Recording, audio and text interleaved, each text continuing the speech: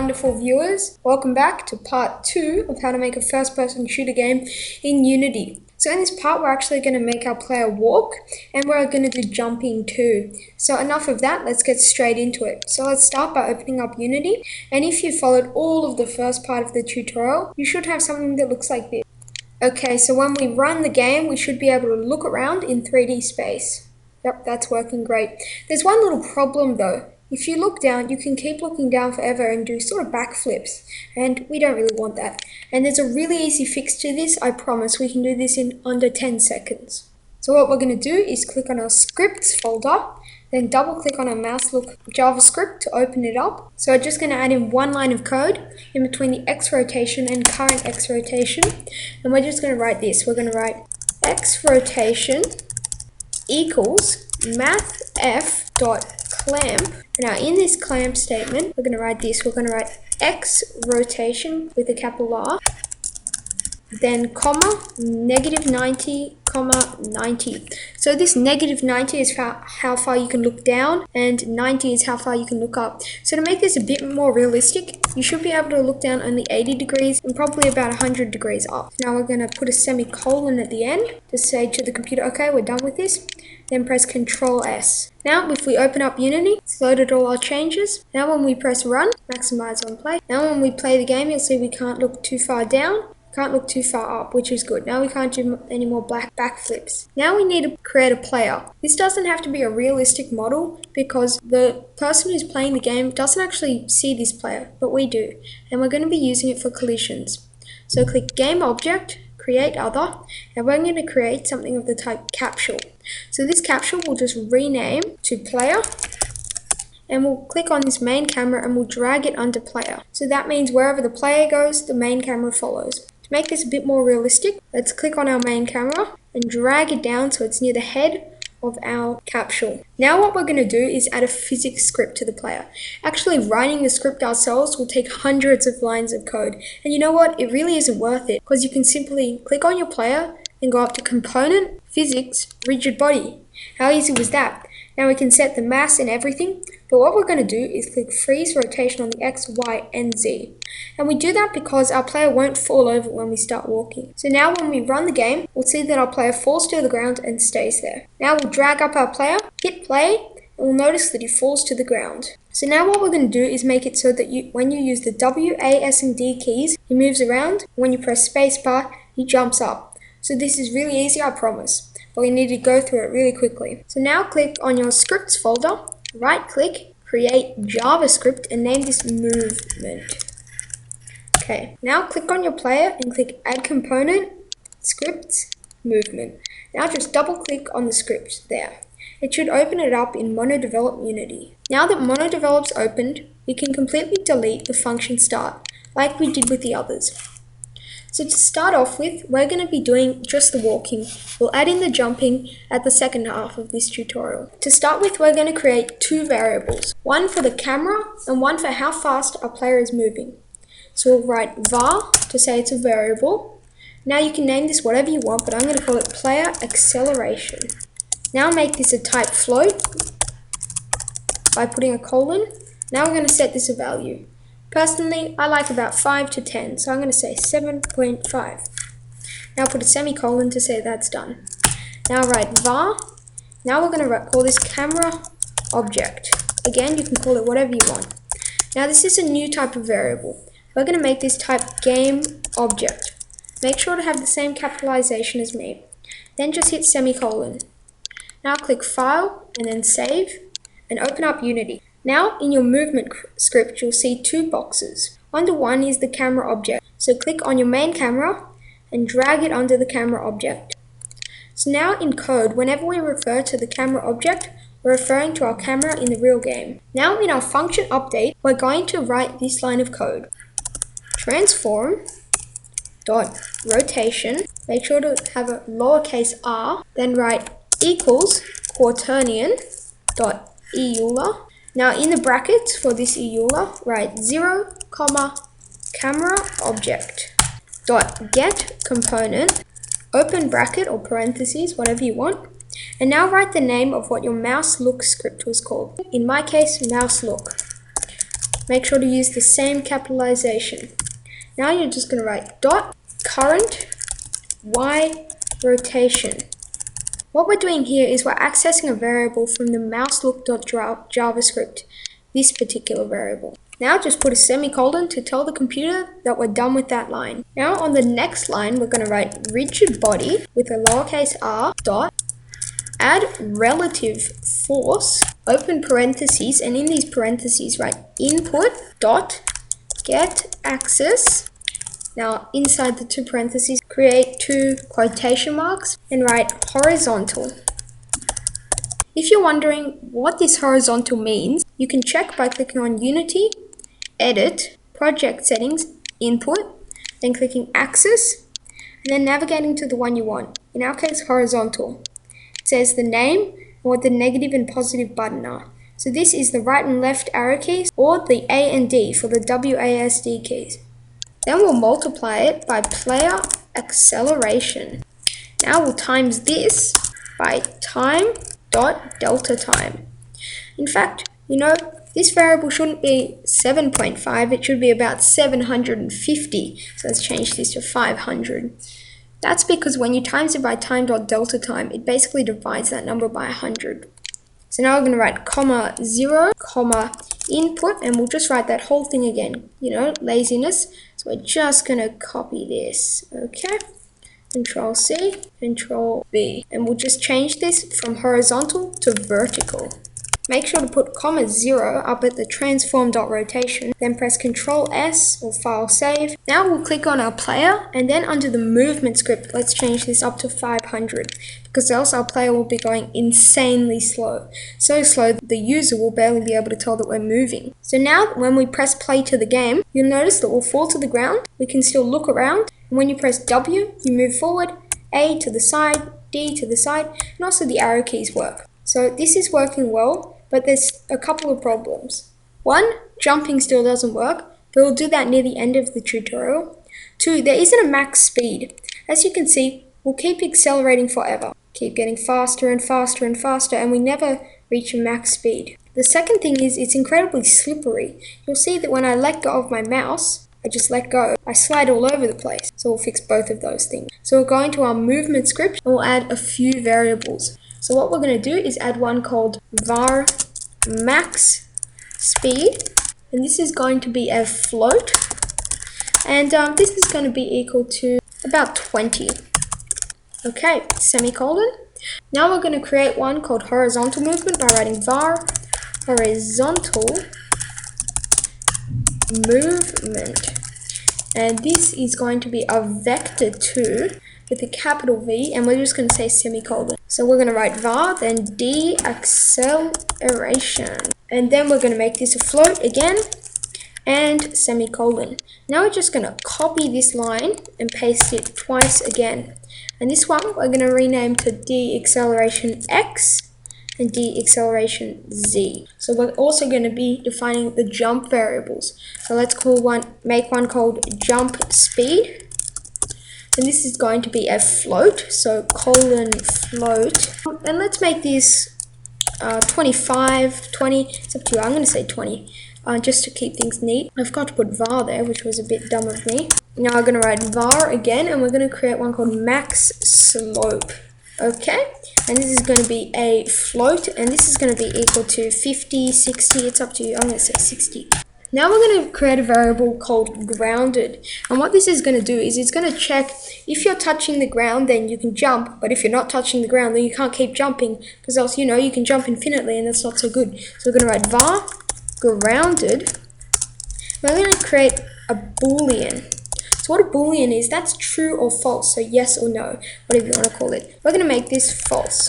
So currently, if you look at our player, he's not touching the ground. So that's why we make our grounded variable start false. We're going to be doing a bit of code here, but don't be worried. So the first thing we're going to do is horizontal movement equals vector 2, open some parentheses, and we'll just put the semicolon at the end there because we're going to need it. And then write rigid body, make sure to have a lowercase r. Then we're going to write dot velocity, dot x. Now we're going to put a comma and just rewrite that whole thing, because I don't want to type it all out. I'm just going to copy it paste it here, except we're not going to do .x, we're going to do .z. Okay, that's looking great. Now we're going to do an if statement. So that is, if the things in these two parentheses are met, then execute all the code in these French brackets. So the condition for this if statement will be horizontal movement dot magnitude is greater than max speed. In the if statement's body, we're going to write horizontal movement equals horizontal movement dot normalized semicolon. Then we're going to write horizontal movement multiplied equals max speed, and we'll just put a semicolon at the end to tell the computer we're done. Then outside of the if statement, we're going to write rigid body dot velocity dot x equals horizontal movement dot x. Then we'll just hit a semicolon at the end. Now we can copy this line and put it down below it, except we'll change this to horizontal velocity dot z equals horizontal movement dot y. Okay, so now after this, we're going to put double spacing to say that it's like a new part, and we're going to do another if statement and write that whole if statement out. Now in the condition, we're going to write input dot get access. Now you're going to open parentheses, and in these parentheses you're going to create two quotation marks, and in the quotation marks you're going to write horizontal, make sure to spell it correctly, and then outside of the parentheses you're going to write equals, double equals, then we're going to write end by putting a double end symbol, and then we'll just write this again, or we can copy it and replace it with vertical. So we'll just replace this with vertical. Okay, so we're going to press Ctrl S. Now in the body of the if statement we're going to write rigid body with a lowercase r dot velocity dot x equals. So now we're going to do mathf dot smooth damp, and if you remember, we use this smooth damp in the mouselook.javascript to smoothen out the movement of our camera. So now that we've done dot smooth damp, we have to open and close some parentheses, and in these parentheses we're going to write rigid body dot velocity dot x comma 0 comma deacceleration x and comma deacceleration acceleration. So the deacceleration is the amount of time that we want it to take for us to slow down. So you can change this to whatever you want. So now we're just going to copy this whole line again, but make sure to put a semicolon at the end, and we're just going to change it slightly. We're going to change all these to z, so we're going to do rigid body dot velocity dot z equals smooth damp velocity dot z deacceleration dot z, and that's all good. Now press Ctrl S just in case something goes wrong with the computer. So now all we have to do is add in the jumping, and I promise this will be super easy. So what we'll do is we'll add a new line straight after this time.delta time. And in this line, what we're going to do is create an if statement. So we're going to do the if and then the open close parentheses. And in these parentheses, we're going to write input.get. This time not get access, but get button down. Okay, so now we're going to create two parentheses and two quotation marks inside these. And inside the quotation marks, we're just going to write jump. Then we're going to write end grounded. So what this is going to do is this is going to check if they press the jump button, or in other words the space bar, and they're also touching the ground. So let's create the body of this, and what do we want it to do? Well, we want them to jump into the air. So how do we do that? Well, what we do is we type rigid body dot add force, and then we'll open and close some parentheses. In these parentheses we'll write 0 comma jump speed and then comma 0. Okay, just before we do this, I've noticed a little error. Make sure to always, when we're referring to this code, use lowercase r's for your rigid bodies. If we had go ahead and ran that code, we would have got compiler errors. So now when we press clear, hopefully all these errors should go away. So now when we open up Unity, there's no console errors.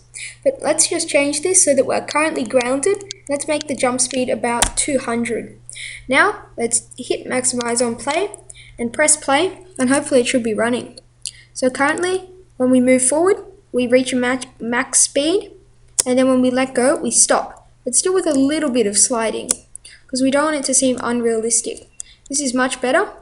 Now we can jump by pressing spacebar, but currently there's a little problem. We can press spacebar, and while we're in the air, we can keep pressing spacebar, so we can pretty much fly. You know what? I guess some people would want that, but not really in our game. We want it to be a bit realistic. So let's unplay this game. Open up MonoDevelop, and there's a pretty easy, quick fix to this. So what we're going to do is create a new function, and a completely new function. And so to do this, we write function, and then we do the name of the function. This particular function, you have to write this correctly. On collision stay. So we'll write on collision stay.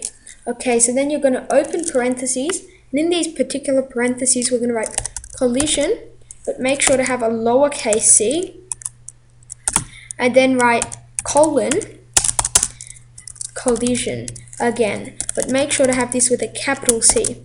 Close off the parenthesis, open up some curly braces. So this is the body of our code, and in these braces we'll write the following. We'll create a for loop by writing for, and then in the parentheses we'll write var contact colon capital C contact point in collision dot contacts. Okay, hopefully this is all working. Now we're going to create two curly braces, and this is the body for our for loop. And then in this we're going to put an if statement, so a lot of curly braces there. And we're going to write vector 3. Now we're going to open dot angle, open and close curly braces, and in this we're going to write contact, but make sure to have a lowercase c, so contact dot normal comma vector 3, okay, dot up. And now we need to say is less than max slope. Okay, so now we're going to create a body for our if statement, and in this body we're going to write simply grounded is equal to true.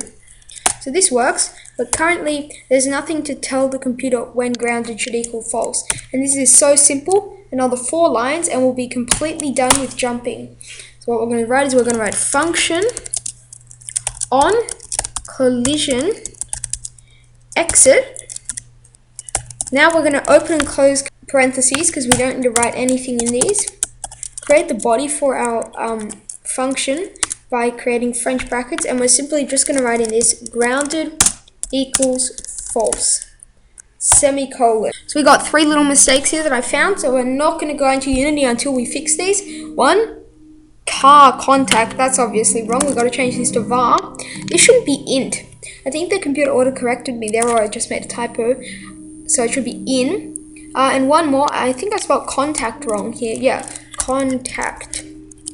Okay, dot normal. So when we click file, save, or again, Control S, open up Unity. So yep, there was an error there. When we press clear, hopefully that goes. Now when we click play, hopefully the game will be working. There we go, good physics. Walking around is still working. When we press space, we jump. That's working. But we can't jump once we're in the air, which is really good. This is working great. You guys really earned this tutorial. You worked so hard. I know that was a lot of programming, but I promise now we're getting into fun stuff, okay? So what we're going to be doing next episode is making it so that when our player walks, he starts bobbing around, so his head bobs, so it's a bit more realistic.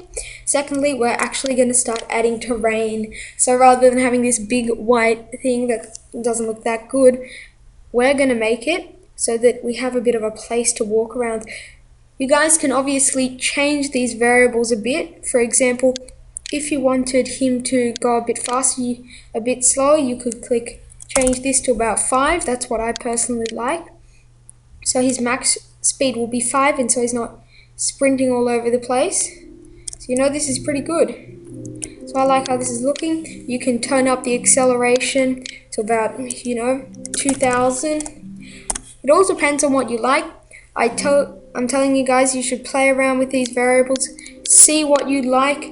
Hopefully you had a lot of fun in this tutorial, learned a lot, and now creating magnificent games. So I really like how this is looking. Thank you all my lovely viewers, and goodbye. Don't forget to like